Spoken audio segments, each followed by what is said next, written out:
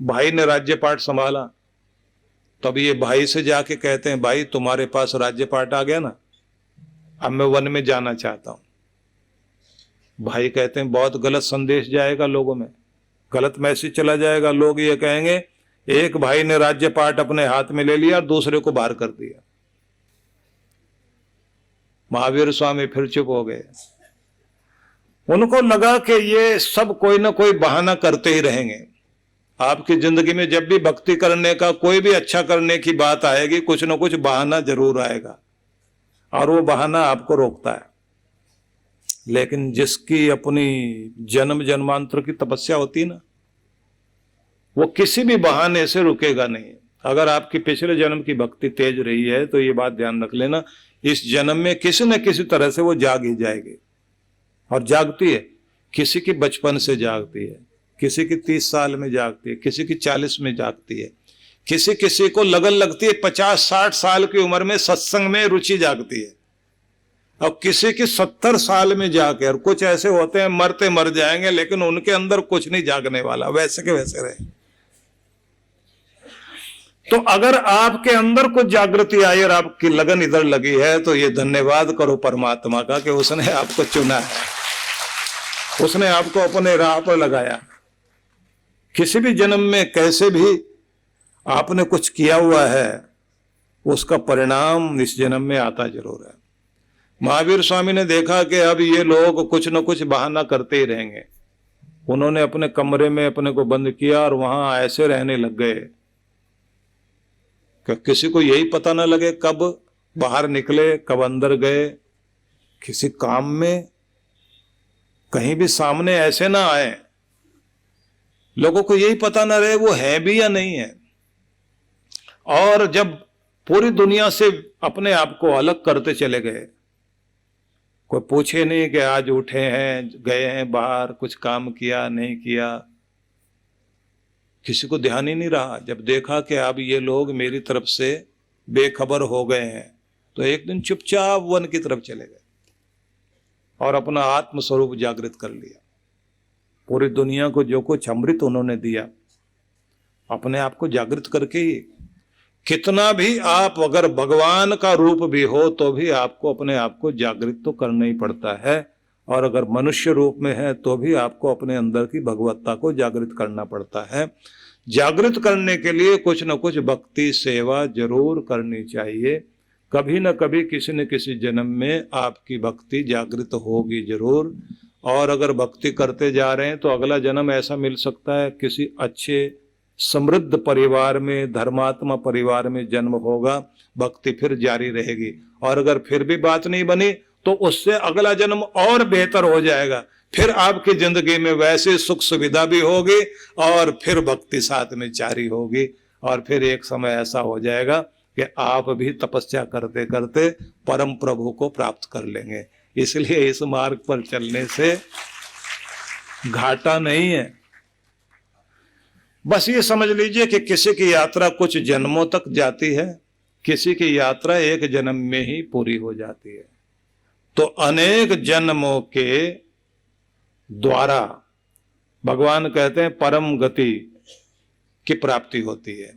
लेकिन इसका मतलब ये नहीं कि इसी जन्म में नहीं हो सकती, हो सकता है इससे पहले आपके जन्म ऐसे बीते हों जिनमें आपने कुछ तपस्या की है, बस इस जन्म का एक झटका लगना बाकी है। तो अपनी भक्ति, अपना नियम लगातार निभाते रहिए, उसको छोड़िए नहीं। अगर आपकी भक्ति लगातार चलती रही, अब आप लोग सोचेंगे कि क्या घर परिवार के काम छोड़ के भक्ति में लग जाएं? नहीं, जो आप काम करते हैं उस कर्म को भक्ति बनाइए। जैसे आप अपनी रोजी रोटी कमाने के लिए बैठते हैं ना अपनी दुकान में बैठे हैं, तो दुकान में या ऑफिस में काम करते करते अपने कर्म को भगवान की भक्ति बना लीजिए। क्या करना होगा? जैसे कुर्सी पर आकर बैठे, पहले 1 मिनट आंखें बंद करके भगवान का ध्यान कर लो कि ये मेरी कर्म भूमि है। भगवान से कहना कि प्रभु मेरे अंग संग रहना, मेरा कर्म ही पूजा बन जाए, मैं अपने कर्म को इस तरह से करूं, मेरा कर्म यादगार बने और मैं अपने कर्म के द्वारा कुछ न कुछ अच्छा करूं। रोजी रोटी कमा रहा हूं तो जरूर कमाओ, लेकिन उसमें पाप न कमाओ। अगर मैं जॉब कर रहा हूं, नौकरी कर रहा हूं, तो अपना कर्तव्य बखूबी निभाऊं और भगवान से कहना मेरे मन में शांति देना, मेरे चेहरे पर मुस्कुराहट देना, मेरे हृदय में प्रेम देना, दुखियों के प्रति करुणा देना और अशक्त लोग जो कमजोर लोग हैं उनकी सहायता करने की ताकत देना। मैं यहां बैठे बैठे अपने कर्म के द्वारा प्रभु आपसे जुड़ा रहूं, ऐसा कह करके शुरुआत करिए, तो आपका कर्म पूजा बन जाएगा।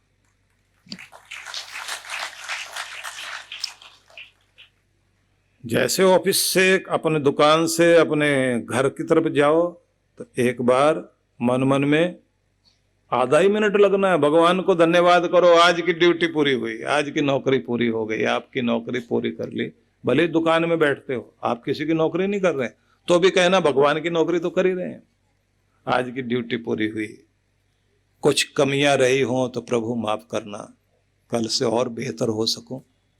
और अब अपने प्रेम मंदिर में प्रवेश करने के लिए जा रहा हूं। प्रेम मंदिर मतलब अपने घर में।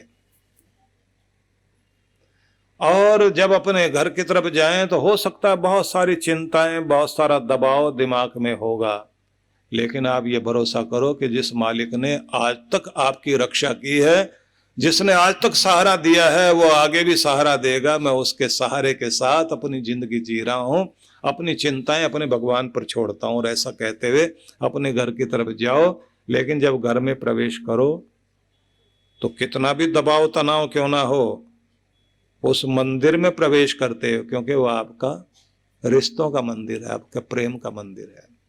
चेहरे पर मुस्कुराहट लाओ, शांत होकर घर में प्रवेश करो।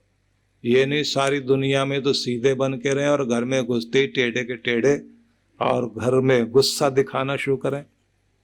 नहीं, प्यार से घर में जाइए, क्योंकि घर के लोगों को आपके रिश्ते से प्यार है। अगर हम अपने घर को अपना प्रेम मंदिर समझें और एक दूसरे को समझने की चेष्टा करें, तो इस घर को देशी विदेशी कीमती चीजें भरकर खुशहाल नहीं किया जा सकता। सुंदर व्यवहार अपनाकर प्रेम पूर्ण करके ही अपने घर को स्वर्ग बनाया जा सकता है। प्यार हो जिस घर में, झोंपड़ी में भी रहे ना आदमी, वो झोंपड़ी भी अच्छी लगती है। और अगर महल हो और उसमें कलह कलेश, उतना ही बड़ा नरक। तो जब आप अपने ऑफिस में थे, पूजा पाठ, कोई ऐसे नहीं वहां अगरबत्ती लेकर और घंटा घड़ियाल लेकर वहां आप कीर्तन करने, ढोलक भी ले लें, मंजीरा ले लें और ढोलक बजा बजा के कीर्तन करें और कहें मैं तो भगवान की पूजा कर रहा हूं। नहीं, आपको केवल आधे मिनट में ही प्रार्थना करके शुरुआत करनी है। आधे मिनट में ही प्रार्थना करते हुए अपने कार्य को बंद करके अपने घर की तरफ आओगे। और घर में जब प्रवेश करें तो उस समय अपने चेहरे को थोड़ा ठीक कर लें और प्रसन्न होकर घर में प्रवेश कीजिए। हो सकता है आप तनाव में हो, दुखी हो, परेशान हो। सबसे ज्यादा तो पढ़ने का काम महिलाएं करती हैं। पुरुष के चेहरे को, पति के चेहरे को देखते समझ में आ जाता है कि आज खुश हैं, परेशान हैं, सुखी हैं, दुखी हैं, क्या है। जब दोनों एक दूसरे के चेहरे को पढ़ना सीख जाए ना और एक दूसरे की भावनाओं को समझ जाएं, समझ लीजिए बस वहीं से आपके प्रेम मंदिर का वो सुंदर रूप शुरू हो गया, जिसमें आके आदमी को चैन मिलता है। पूरी दुनिया में कहीं भी घूम लीजिए, जब आदमी अपने घर में आके प्यार से बैठता है ना, शांति से बैठता है अपनों के साथ, तो जो सुख शांति वहां है वो दुनिया के किसी भी कोने में नहीं है। अपने घर से बढ़कर कुछ भी सुखदायी नहीं है। और एक बात और, ये जो प्यार है ना आपका, इसमें एक दूसरे के सामने ऊंचा बोलकर या जताकर मैंने ये भी किया, ये भी किया, अपने प्यार को खराब नहीं करना चाहिए। सब कोई एक दूसरे के लिए बहुत कुछ करता है ना।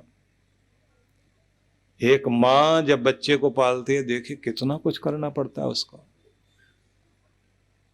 पुरुष को गुस्सा आ जाएगा, लेकिन जैसे सोते सोते को एक कोई जगा दे, बच्चा तो यही करता है ना।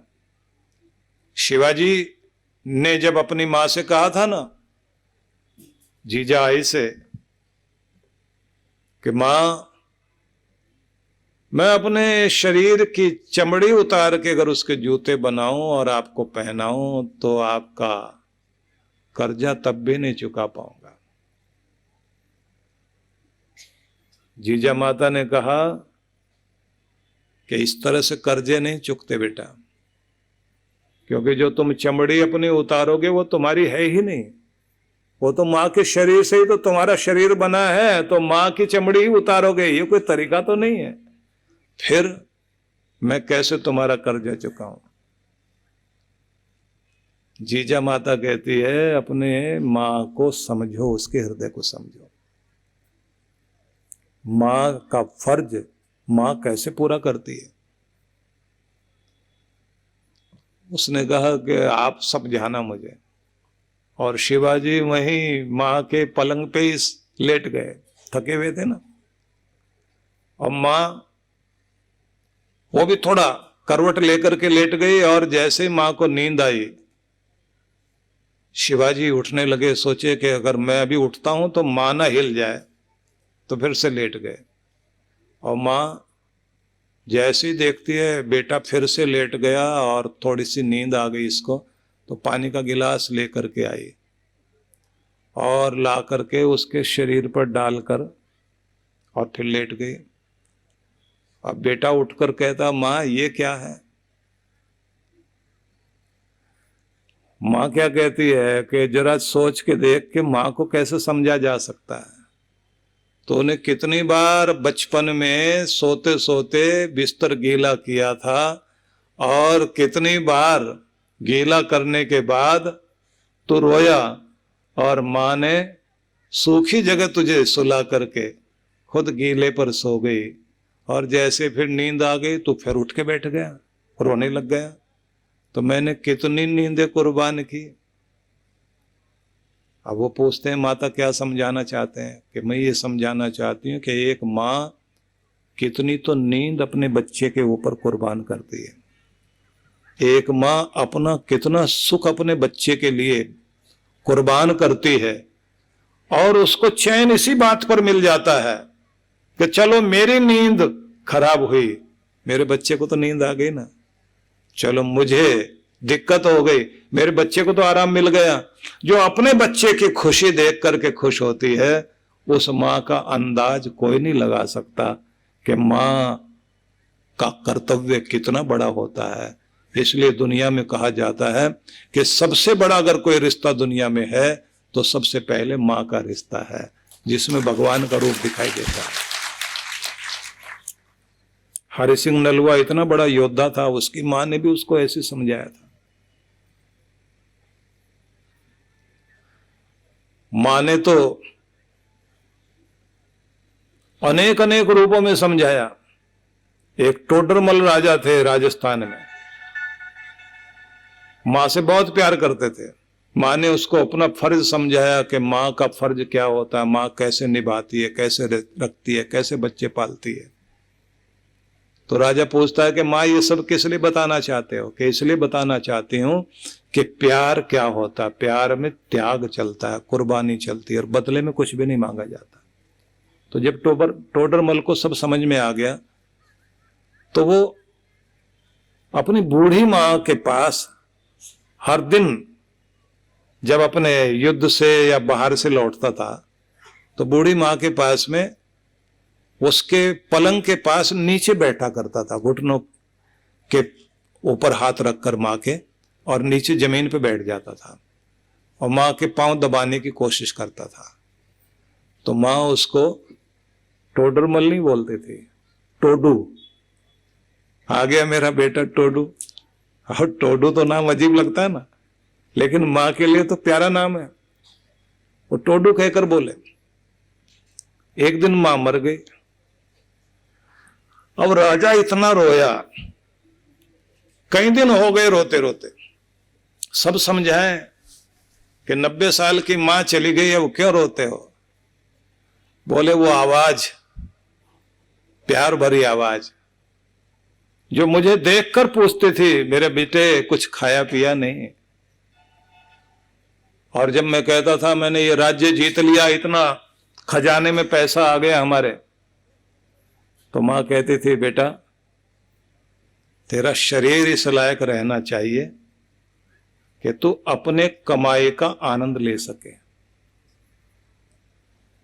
इस कोशिश में मतलब कि तेरा खजाना बढ़ जाए, इस कोशिश में लग कि तेरा शरीर इतना स्वस्थ रहे कि तू दुनिया का आनंद ले सके। तेरी मां तेरी सेहत को देखना चाहती है, तेरे खजाने से खुश नहीं होती। खजाना तो सब कोई भर लेते हैं अपने पास, कि मेरी मां मुझे बोलती थी बेटा सबसे बड़ा खजाना सेहत। फिर कहते थे इससे भी बड़ा खजाना प्यार। अपने बच्चों के लिए टाइम देता है? अगर टाइम देता है और प्यार जताता है तो तेरे पास सबसे बड़ा खजाना है।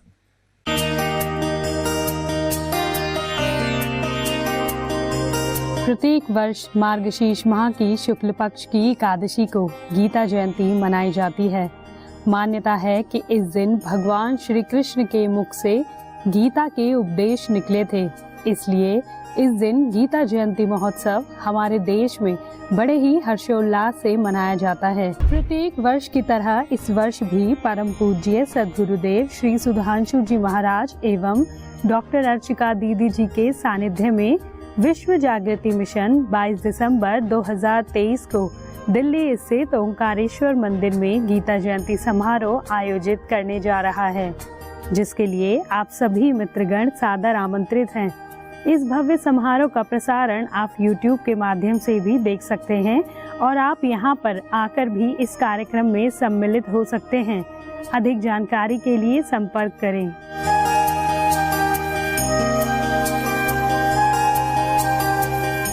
परम पूज्य श्री सुधांशु जी महाराज एवं डॉक्टर अर्चिका दीदी जी के पावन सानिध्य में विराट भक्ति सत्संग दिनांक 23 से 26 दिसंबर 2023।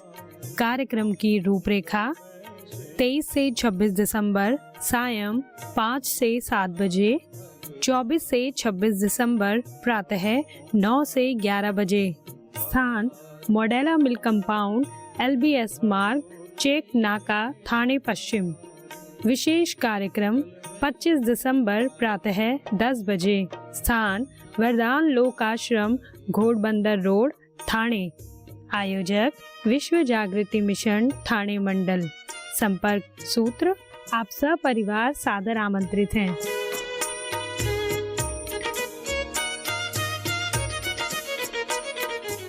परम पूज्य सद्गुरुदेव श्री सुधांशु जी महाराज एवं डॉक्टर अर्चिका दीदी जी के पावन सानिध्य में प्रत्येक वर्ष की तरह इस वर्ष भी नव वर्ष का शुभारंभ नव प्रभात 2024 31 दिसंबर 2023 से 1 जनवरी 2024 तक नए साल पर दिल्ली स्थित आनंदधाम आश्रम में एक भव्य कार्यक्रम का आयोजन होने जा रहा है, जिसमें आप सभी भक्तजन भाग ले सकते हैं, वो भी निःशुल्क।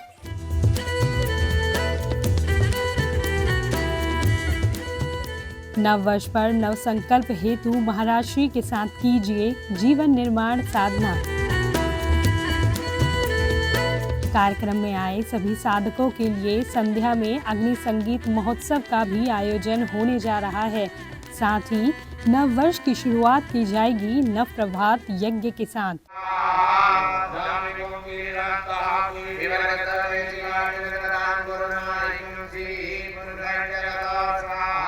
इसके बाद महाराज श्री एवं दीदी जी के सानिध्य में एक भव्य एवं विशाल शोभा यात्रा निकाली जाएगी।